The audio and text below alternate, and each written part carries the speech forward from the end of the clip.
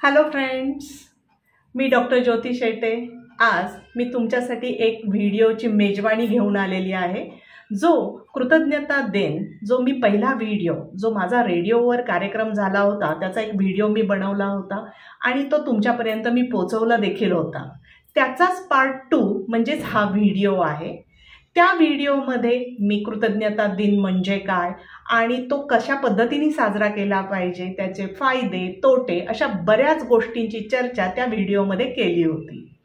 या व्हिडिओमार्फत मी नुकताच सेलिब्रेट केलेला एक कृतज्ञता दिन तुमच्याबरोबर शेअर करणार आहे। तर हा कृतज्ञता दिन साजरा करण्याची कल्पना मला सुचली कशी हे मी आधी सांगते। व.पु. काळे जे माझे आवडते लेखक आहेत आणि जे खूप साऱ्यांचेही आवडते लेखक आहेत, त्यांच्या कथा संग्रहातलं एक वाक्य, कन्वर्ट लाईफ इनटू सेलिब्रेशन, म्हणजेच जगण्याचा महोत्सव करता आला पाहिजे। मग हा महोत्सव कसा करू शकतो, तर आपल्या जवळच्या लोकांना घेऊन आनंद उत्सव करता आला पाहिजे। हा केव्हा होईल, ज्यावेळेस आपल्या लोकांना आपण आनंद देऊ, म्हणजेच ज्यावेळेस आपण त्यांचं कौतुक करू, प्रशंसा करू, त्यांच्याबद्दल कृतज्ञता भाव व्यक्त करू, त्याच वेळेस हा आनंदाचा सोहळा नक्की खऱ्या अर्थाने साजरा होणार आहे। आणि त्याच संदर्भामध्ये मी नुकताच एक कृतज्ञता दिन साजरा केला। तसा वर्षानुवर्ष मी करतच असते, परंतु यावेळेस माझ्या सासूबाईंची 75वी ही एक मोठ्या प्रमाणामध्ये म्हणजे महोत्सवासारखी साजरी केली। एवढंच नाही तर त्यांच्या 75वी बरोबरच मी माझ्या आईवडिलांची, आईची जी 70 पूर्ण झाली आहे आणि वडील जे 71 वर्ष पूर्ण केलेत, असे तिघांचा मिळून मी एक सेलिब्रेशन केलं। त्याच्यामध्ये सागर संगीत, सगळे विधी केले, पाद्यपूजा, जे काही आवश्यक होतं तो कृतज्ञता दिन खऱ्या अर्थाने विधियुक्त साजरा केला की त्याचाच व्हिडिओ मी तुमच्याबरोबर शेअर करताना मला खूप आनंद होतोय। आणि त्या कार्यक्रमाला आमचे नातेवाईक, मित्रमंडळी यांनी येऊन अगदी आमच्या आनंदात भरच घातली। चला तर मग असे कृतज्ञता दिन तुम्हीही साजरे करा आणि आपला स्वतःचा तर आनंद द्विगुणित होतोच, त्याचबरोबर आपल्या जवळच्या लोकांनाही तेवढाच तो आनंददायी वाटतो। चला तर मग पाहूयात।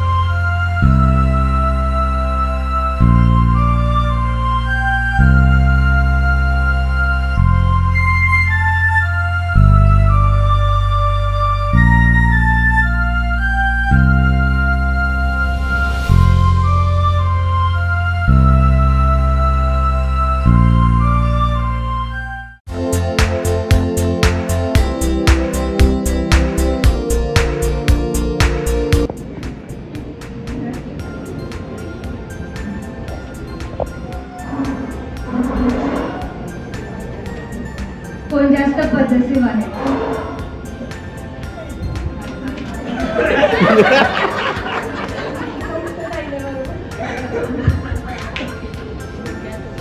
कोण छान डान्स करतं?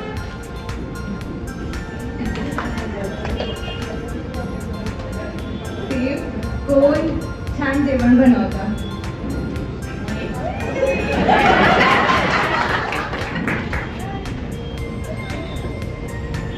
कोण जास्त प्रेमळ आहे?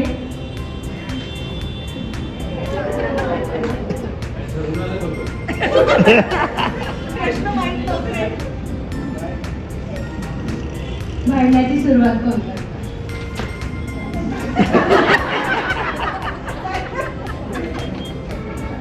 सॉरी कोण आधी म्हणतं?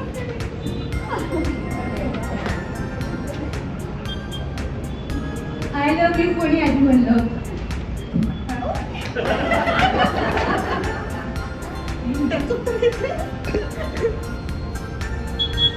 कोण जास्त फ्रेंडली आहे?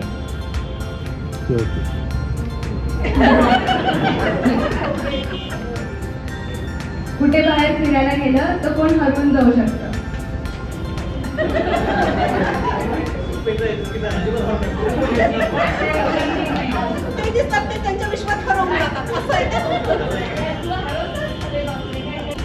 कोण भांडण जिंकतं?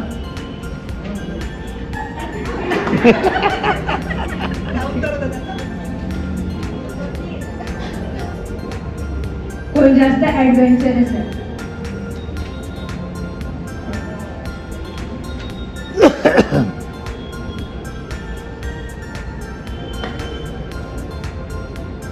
कोण जास्त इमोशनल आहे? आता लास्ट क्वेश्चन, दुसऱ्यावर जास्त प्रेम करतं एकामेकांच्या?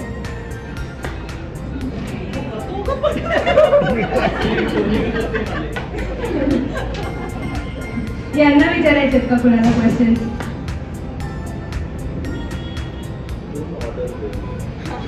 कोण ऑर्डर देतं? अजून एक आठवण आहे, टीव्हीचा रिमोट कोणाच्या हातात असतो?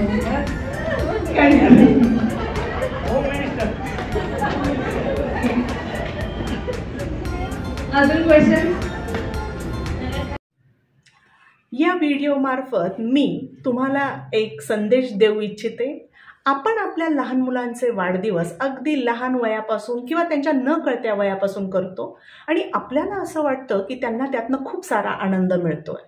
परंतु माझा एक सल्ला असा राहील, त्यांचे वाढदिवस तर नक्कीच करा, पण घरातल्या वयस्कर लोकांचे जर तुम्ही वाढदिवस अशा पद्धतीने किंवा चांगल्या पद्धतीने केले तर हा एक आपल्याच मुलांवर होणारा संस्कारही आहे आणि आपल्याच घरातल्या ज्येष्ठ मंडळींना हा खूप आनंददायक वाटणारा सोहळा पण आहे.